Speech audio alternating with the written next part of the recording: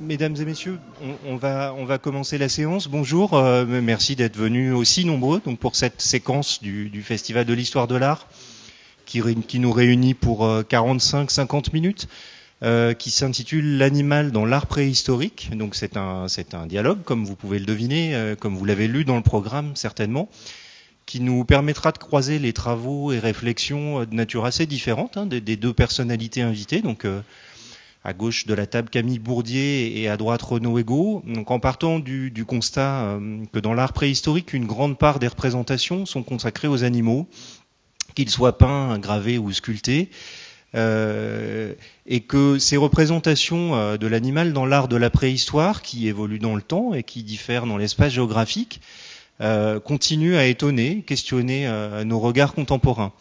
Je présente très rapidement, avant de leur laisser tout de suite la parole, les deux intervenants. Donc Camille Bourdier est archéologue, maîtresse de conférences en art préhistorique à l'université de Toulouse. Ses travaux de recherche portent sur l'art pariétal et les objets du paléolithique supérieur de l'Ouest européen, ainsi que du Later Stone Age d'Afrique australe. Elle est membre d'un ensemble d'équipes de recherche sur des sites préhistoriques, la grotte de Cussac, le Bushman Rock Shelter, l'abri Murat, et elle dirige également un projet qui s'appelle le projet Matobar, dont elle parlera peut-être, qui porte sur des abris décorés du massif des Matopos au sud-ouest du Zimbabwe. Alors elle est auteure d'une longue bibliographie que je ne vais pas détailler ici, que vous pouvez facilement retrouver sur le site web du laboratoire auquel elle appartient, qui s'appelle Trace UMR 5608. Renaud Ego est arrivé à l'art de la préhistoire par un biais très différent, qui n'est pas un biais scientifique, entre guillemets, et pourtant porteur d'une connaissance tout aussi riche.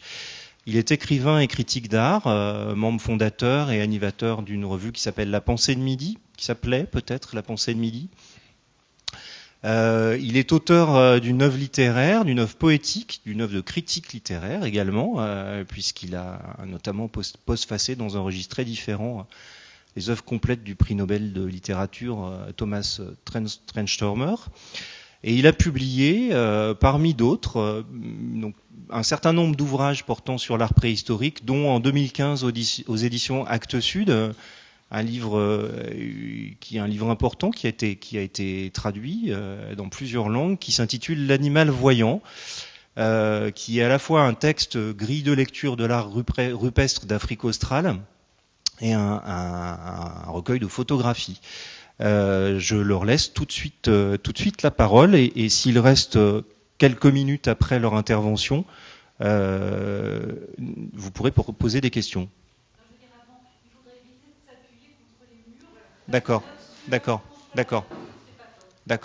Voilà, donc faites attention. Merci. Donc, n'oubliez pas de vous passer le micro. Camille, je te laisse commencer. Bonjour. C'est un grand plaisir déjà d'être là. C'est chouette. Moi, c'est ma première fois à Fontainebleau et c'est très beau et je suis très contente. Voilà, c'était les mots introductifs. Donc on a décidé avec Renaud d'échanger sur une petite fenêtre en fait de ce qu'on appelle l'art préhistorique, parce que l'art préhistorique c'est quand même très grand dans l'espace et dans le temps, et en termes de très différent aussi en termes de type de société, parce que ça renvoie à toutes les sociétés sans écriture du passé. Ça fait quand même beaucoup d'humanité, tout ça. Donc on a décidé d'axer notre propos sur ce qu'on appelle le paléolithique, c'est-à-dire les chasseurs-collecteurs, les sociétés de chasseurs-collecteurs en Europe. Donc le paléolithique européen, et donc de focaliser notre attention sur la place du registre animalier au sein de l'iconographie de ces populations. On est sur une iconographie qui, grosso modo, se développe entre 40 000 et 10 000 ans. 30 000 ans de sociétés qui ont produit de l'iconographie. Voilà, quand je dis que c'était large dans le temps, c'est très large dans le temps. Et on est à l'échelle du continent européen, grosso modo, jusqu'à l'ouest de la Russie actuelle. Et donc, on a sélectionné une première image qui est extrêmement typique, en fait, de ce que ces sociétés du paléolithique européen nous ont produit. Donc, une iconographie qui est très largement dominée pour ce qui est du registre figuratif en tout cas, par le monde animal. C'est vraiment une caractéristique assez forte de ces sociétés du paléolithique européen d'avoir très peu représenté l'humain au sein de leur iconographie. L'humain est très très rare, c'est moins de 5% du total des motifs que l'on peut, qui sont arrivés en tout cas jusqu'à nous et que l'on a découvert. Donc c'est un monde figuratif dominé par l'animal et vous en avez quelques exemples ici, vraiment tout à fait typiques. Je ne sais pas si on voit la flèche à l'écran, non, on ne doit pas la voir. Si, ah super. Donc il y a des bisons. Un certain nombre de bisons, vous voyez très bien. Donc ça vient de la grotte de Nio. On est autour de 13 000 ans à peu près, pour vous donner un ordre d'idée ici. Donc on a un certain nombre de bisons. Autour des bisons, on a des chevaux également. Un tout petit cheval que l'on voit bien ici. Un autre un petit peu plus grand, on voit le bout de sa ligne de dos et sa crinière. À ce niveau-là, donc il se développe en dessous. On en a un autre ici, cheval avec son oreille, sa crinière et sa ligne de dos, et puis on a un petit bouquetin, qui est mon bouquetin préféré d'ailleurs de tout l'art paléolithique européen, qui est très stylisé, très schématique.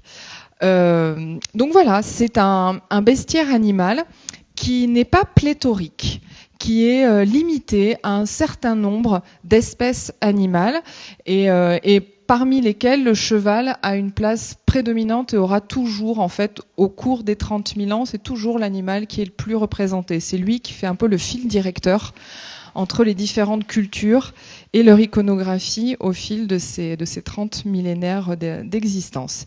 Et puis, autour de cet animal, des grands herbivores, donc comme les bisons, comme les bouquetins, comme d'autres, comme les aurochs, par exemple, c'est-à-dire les bœufs sauvages. On va retrouver le cerf, la biche, le renne, beaucoup moins. Et puis, parmi ces grands herbivores, il y en a qui sont un petit peu plus absents. Alors c'est rigolo parce que nous, généralement, ils focalisent notre attention, puis nos fantasmes beaucoup. Nous, tout le monde, préhistoriens, non-archéologues, peu importe. Et notamment, il y a le fameux mammouth.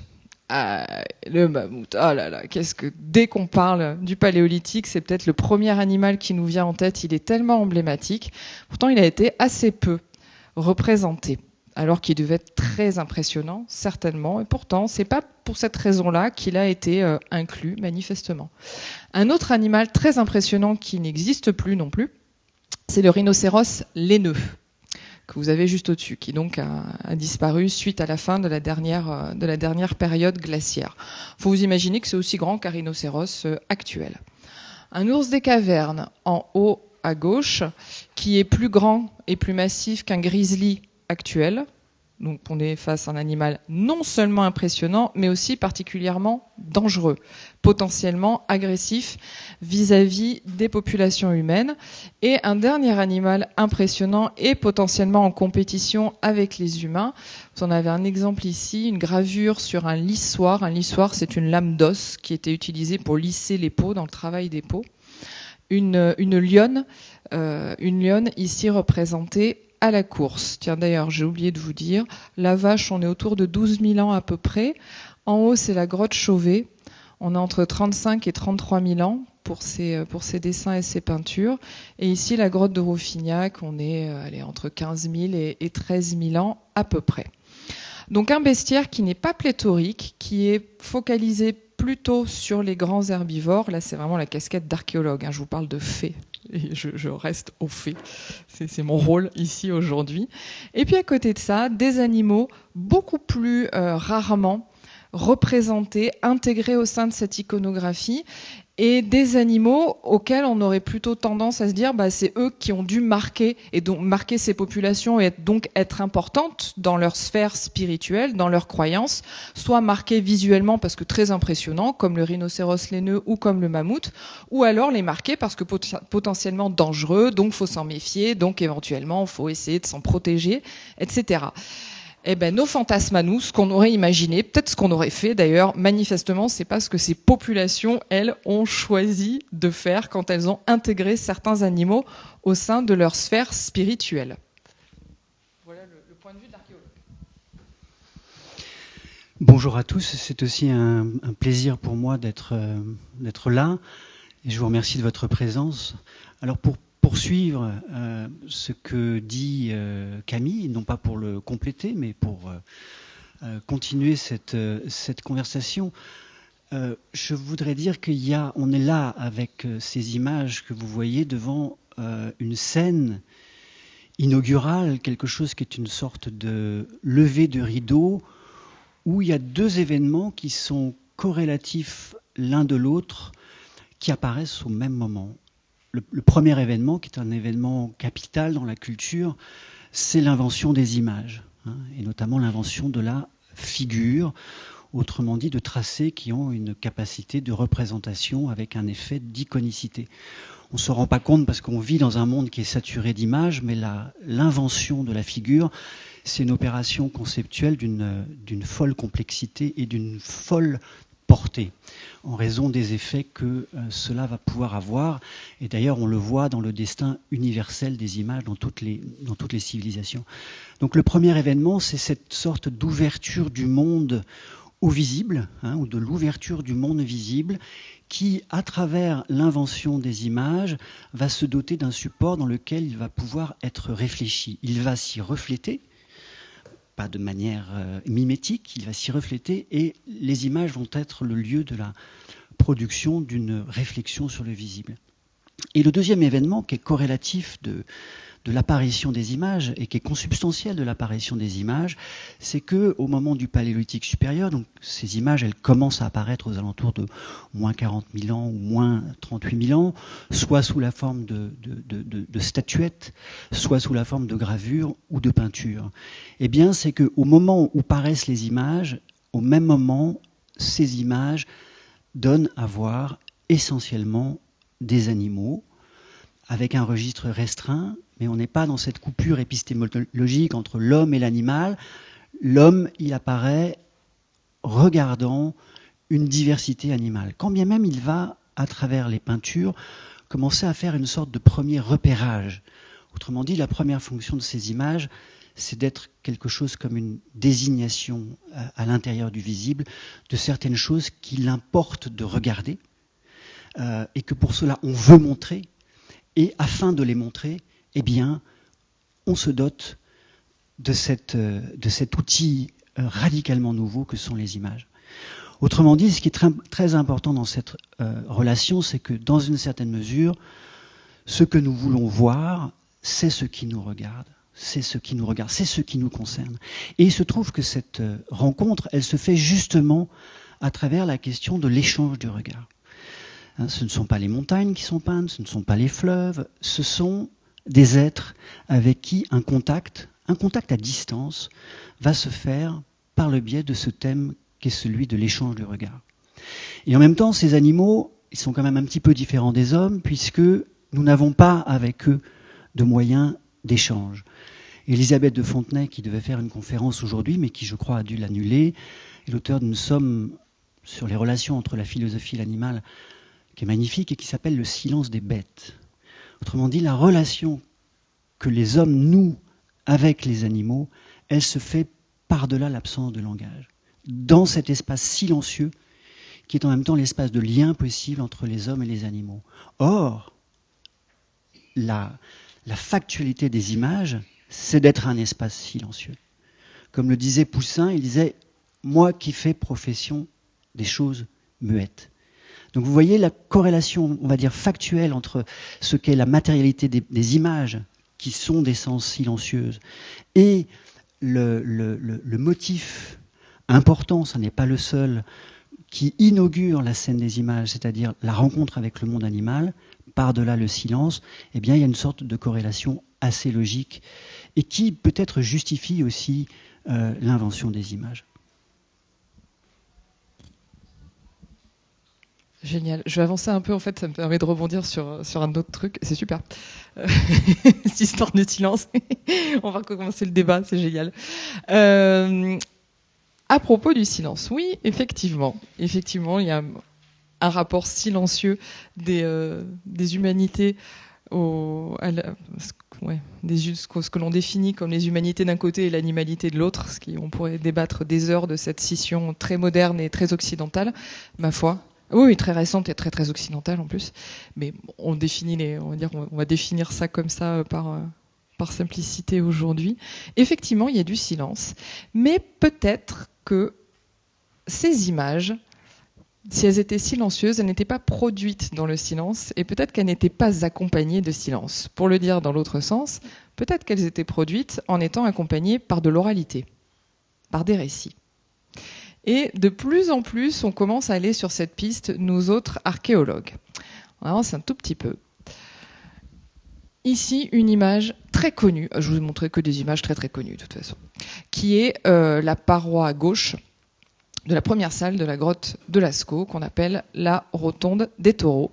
Cette paroi gauche a été surnommée le panneau de la licorne, parce que quand la grotte a été découverte, on a cru lire dans l'un de ces animaux une licorne. Bon, ce n'est pas une licorne, je vous le dis tout de suite, les licornes n'ont pas existé. Enfin, en tout cas, on n'en a pas de preuves jusqu'à présent, même à travers l'iconographie. Eh oui, désolé. Mais à la place d'une licorne, c'est un auroch, en fait, qui a été représenté ici. Et les deux lignes qui partent de son front, c'était cet animal qui avait été surnommé la licorne, sont en fait des lignes qui appartiennent à une autre figure qui est en grande partie endommagée. Voilà, donc ces deux lignes n'appartenaient pas à l'origine à cet animal. Donc on a ici une composition à nouveau très classique que l'on pourrait retrouver dans plein de grottes ou sur plein d'objets d'art mobilier de ces sociétés du Paléolithique supérieur. Donc qu'est-ce qu'on a ? On a les fameux grands herbivores, on a les aurochs ici, on a des chevaux, un certain nombre de chevaux, puis on a des petits cerfs au milieu. Alors cette composition, elle est extrêmement classique dans le sens où nous, on n'y comprend rien. Franchement, quand on voit ça, on se dit, ok, bon, il y a des animaux, alors déjà c'est des animaux réels, ce qui est quand même un avantage pour nous, pour aider à la compréhension. Mais en dehors de ça, on n'a pas de ligne de sol, Renaud l'a dit, on n'a pas de paysage, on n'a pas de cadre au sein duquel ces animaux sont représentés. On ne représente pas les astres, on ne représente pas la nature. Le milieu physique, le milieu végétal n'apparaît jamais au sein de cette iconographie. Il n'y a même pas de ligne de sol. Étonnant, ils ont l'impression de voler, de planer comme ça dans la stratosphère, ces animaux. Ces animaux, même s'ils sont réels, ils pouvaient, pas obligatoirement, mais ils pouvaient vivre au sein des mêmes écosystèmes. Donc pourquoi pas se dire, peut-être que c'est une image de l'environnement et de la réalité, en fait, que ces personnes nous ont livré. Non, c'est pas possible, parce que quand on s'intéresse aux tailles respectives de ces différents animaux, on voit bien que les différences de taille par rapport à la réalité ne sont absolument pas respectées, c'est le moins qu'on puisse dire, surtout quand on voit ces aurochs. Celui-ci, d'ailleurs, dans la réalité, fait 4,50 m de longueur. Donc c'est l'un des motifs les plus importants que l'on connaisse dans le Paléolithique supérieur.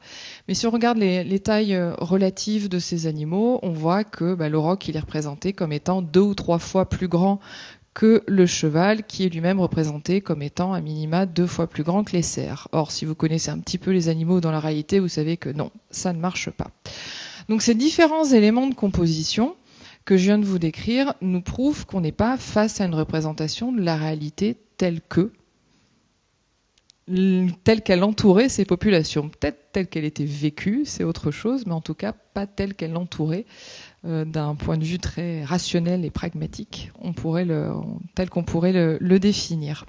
Autre élément important pour nous et assez décontenançant, il n'y a pas de narration qui semble apparaître. C'est-à-dire qu'il n'y a pas vraiment d'action qui est dépeinte.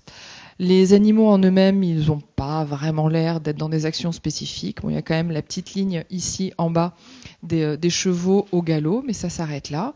Et surtout, il n'y a pas d'interaction entre ces différents sujets. Et c'est cette absence d'action et surtout d'interaction entre les différents motifs qui nous prive d'éléments de narration.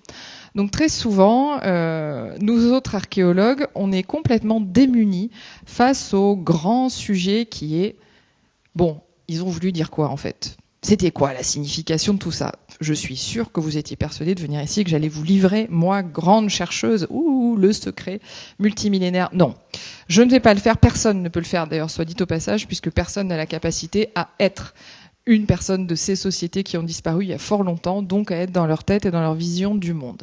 Donc ça n'arrivera malheureusement jamais, même si on a des pistes de réflexion de plus en plus intéressantes. Et notamment, une piste qui commence à émerger de plus en plus, c'est de déconstruire ces compositions, ces structurations, le fait d'assembler comme ça ces différents motifs les uns avec les autres, de déconstruire la manière dont ils ont été assemblés et d'essayer de comprendre comment ça s'est organisé au cours du temps.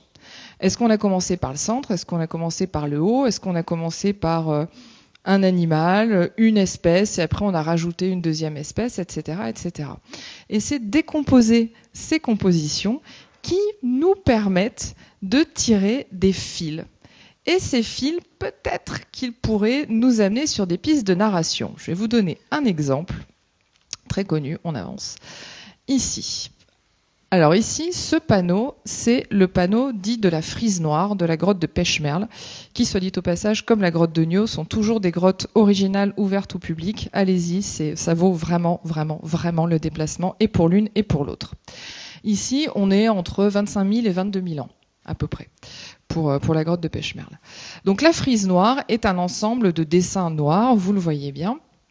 Dans cet ensemble de dessins noirs, on a 4 espèces animales différentes. On a un très grand cheval ici au centre, donc on a la tête, la crinière, la ligne de dos, la queue, la patte arrière, le ventre, la patte avant et le poitrail, le cou. On repart sur la tête. Autour de ce cheval, un certain nombre de bisons. Je vais vous en montrer un, peut-être le plus facile. Tiens, celui-ci. On va commencer par la queue. La queue, elle se voit bien, ici. La cuisse, patte postérieure, le fourreau pénien, la ligne de ventre, patte avant, le poitrail, la tête, ici avec une forme angulaire très particulière, typique de cette culture. Ici, les petits traits, c'est la touffe de poils que les bisons ont entre les cornes, et on repart sur la bosse dorsale, double bosse dorsale ici, la ligne de dos qui se creuse, et on repart sur la croupe. Donc il y a, je ne sais plus, 3 ou 4, si je ne veux pas dire de bêtises, 4 je crois, bisons autour de ce cheval.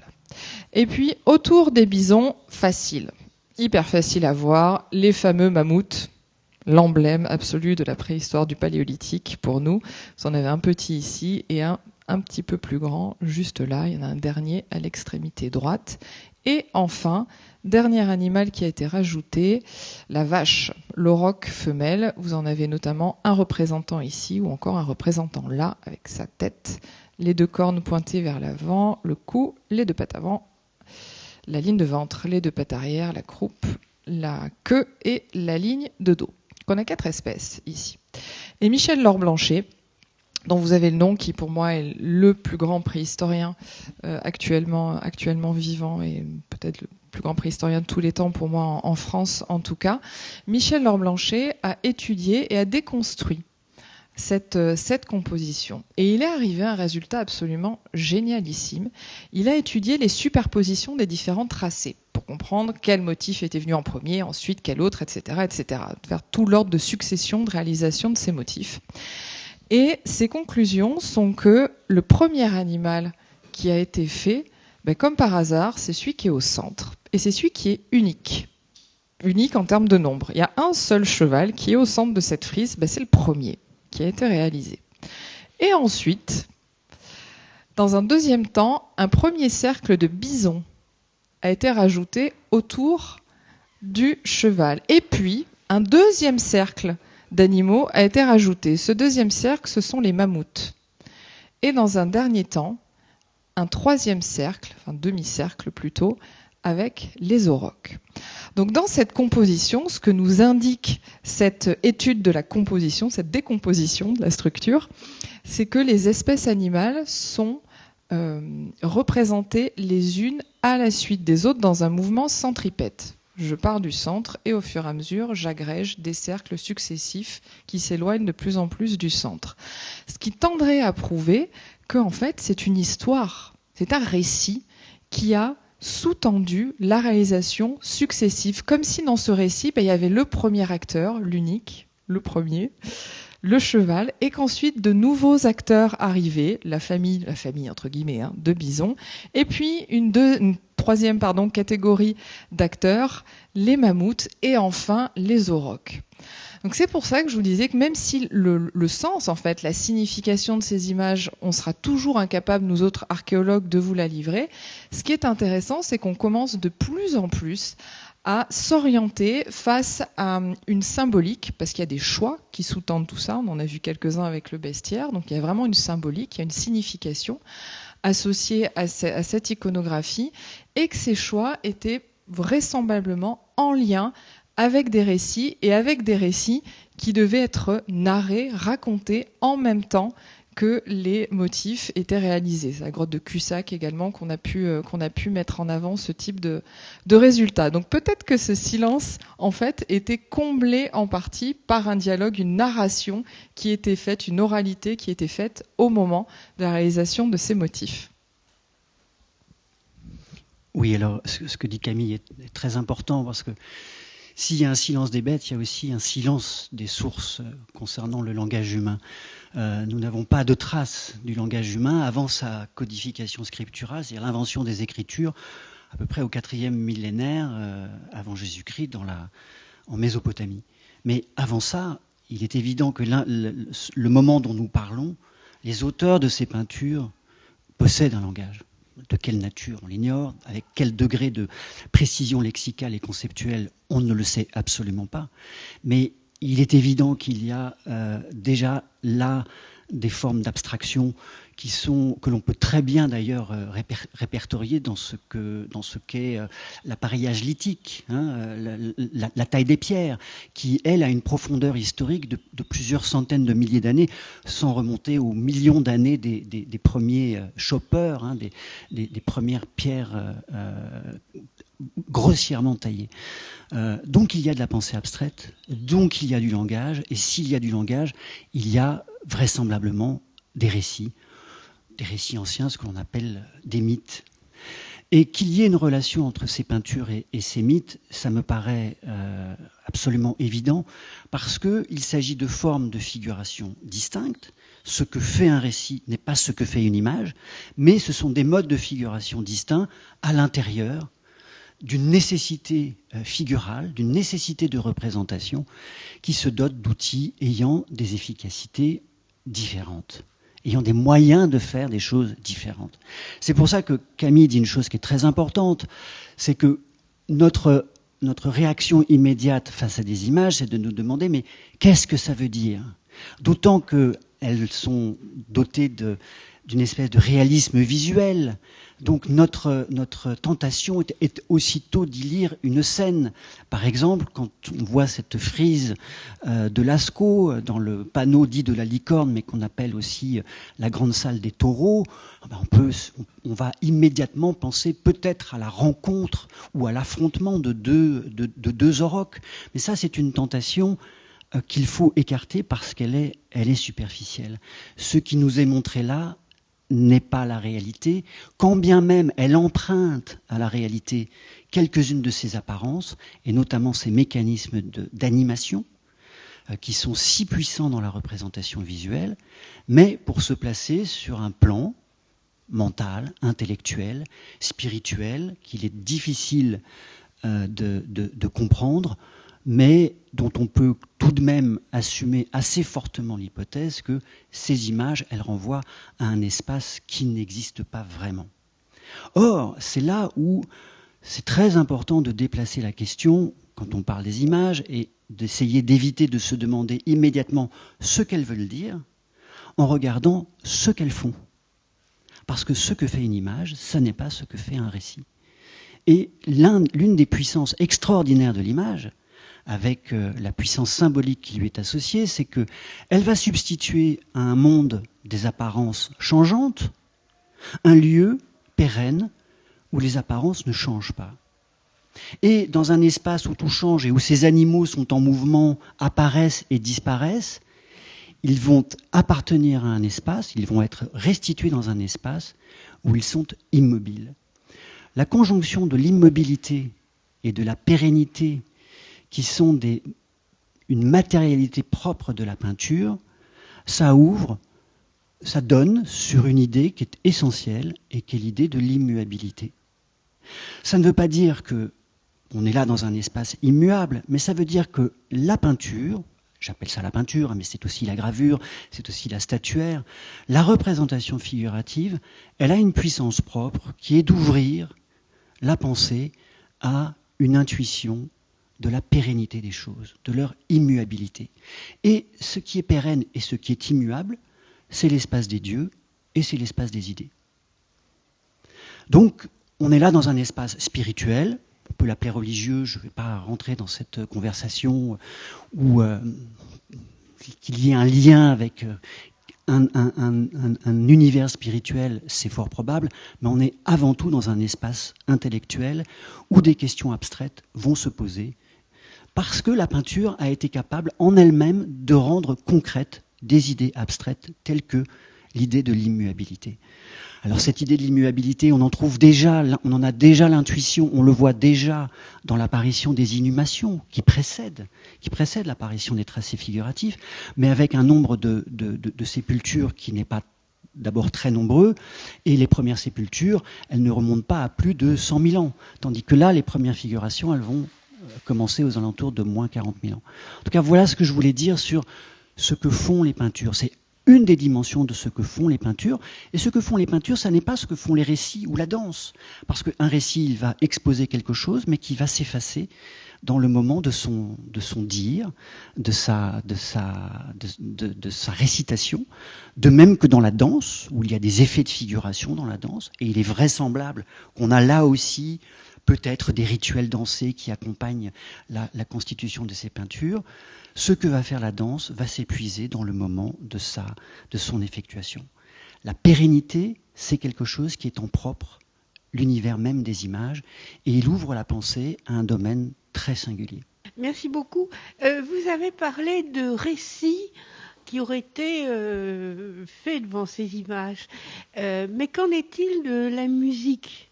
Pour tout vous dire, j'ai vu un documentaire qui m'a paru absolument étonnant, où on pouvait faire de la musique en frappant les stalagmites ou les stalactites, et pour certaines grottes, que les représentations correspondraient à des endroits de plus forte résonance.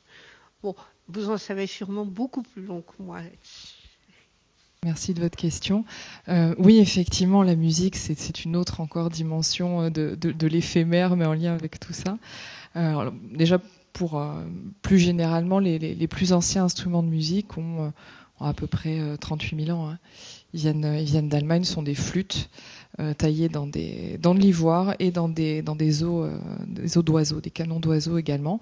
Donc on a déjà des preuves matérielles d'instruments de musique depuis pratiquement même moment que l'apparition de ces fameuses premières images. Et effectivement, madame, vous avez raison, dans un certain nombre de grottes ou de sites de plein air, d'ailleurs dans d'autres régions du monde, on a ce qu'on appelle des lithophones. Donc des lithophones sont des rochers ou des morceaux de parois rocheuses qui présentent des traces d'impact visibles, ce qui prouve bien qu'on a tapé dessus. Et effectivement, quand on tape dessus, elle dégage une résonance très particulière, très belle. Donc ça a été notamment dans une grotte à côté de la grotte de Pechmerle, la grotte de Cougnac, qui est à peu près contemporaine de la grotte de Pechmerle. Il y a des lithophones comme ça qui ont été identifiés par Michel Lamblanchet et ses collaborateurs. Donc il semblerait qu'il y a eu des pratiques musicales dans certains sites ornés qui aient pu accompagner tout ceci. Et pour ce qui est de la résonance, alors ça ce sont les travaux de Yegor Reznikov, qui l'a mené en Europe et dans d'autres régions du monde également. Alors ça marche pas dans toutes les grottes, mais effectivement pour une culture particulière, celle à laquelle appartient la grotte de Nio d'ailleurs. Donc là, on est vraiment à la toute fin du paléolithique supérieur en Europe. On va dire qu'on serait entre 15 000 et 11 000 ans à peu près. Pour cette dernière grande culture, dans les Pyrénées en particulier, il semblerait que à l'intérieur des grottes qui ont été investies, une bonne partie des parois ornées se situent dans des endroits avec ce qu'on appelle des écolocations, avec notamment des propriétés sonores et de résonance d'écho tout à fait saisissantes. Et à nouveau, je vous renvoie tous sur le fait d'aller visiter la grotte de Niaux, puisque ce fameux salon noir, dont la première image est tirée, est un endroit de résonance qui est... Allez expérimenter le son dans le salon noir. On l'appelle la cathédrale et c'est vraiment pas du tout galvaudé comme appellation, vraiment pas. J'ajoute juste un petit mot, puisqu'on parle de Niaux et qu'on aborde au fond l'existence des grottes profondes dans lesquelles un certain nombre d'images ont été faites, mais il n'y a pas que ça, il existe aussi un art mobilier et il existe aussi un art de plein air, même s'il est plus rare, avec par exemple les gravures qui se trouvent au Portugal à Foz-Coa.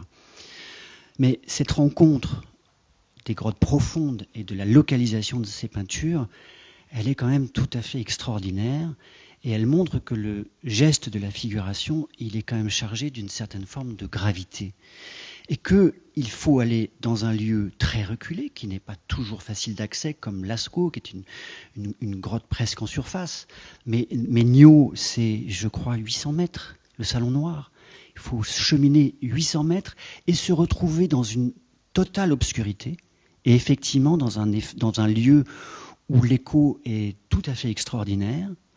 Donc il y a quelque chose comme un lieu absolument obscur mais peuplé de voix, quand bien même ce sont les échos de nos propres voix, qui est un lieu dans lequel il va y avoir exactement l'inverse, c'est-à-dire l'apparition de cette sorte de lumière, au sens métaphorique du terme, que portent avec elle les images. Mais cette localisation, elle pose aussi une deuxième question, c'est-à-dire que ces images ne sont pas nécessairement faites pour être vues. Elles sont faites, elles sont peut-être confiées à la garde des lieux, elles existent en elles-mêmes, mais leur vocation n'est absolument pas d'être l'objet d'une contemplation par d'autres personnes. Voilà. Donc on est là au seuil de la figuration avec des questions sur lesquelles nous n'avons pas de réponse, mais avec des pratiques picturales qui sont extraordinairement éloignées de l'idée que l'on se fait de la peinture, de la représentation et de ses usages. Merci. Il nous reste à remercier Renaud Ego et Camille Bourdier. Le temps est passé très vite, donc on va devoir rendre la salle et les remercier pour cette intervention.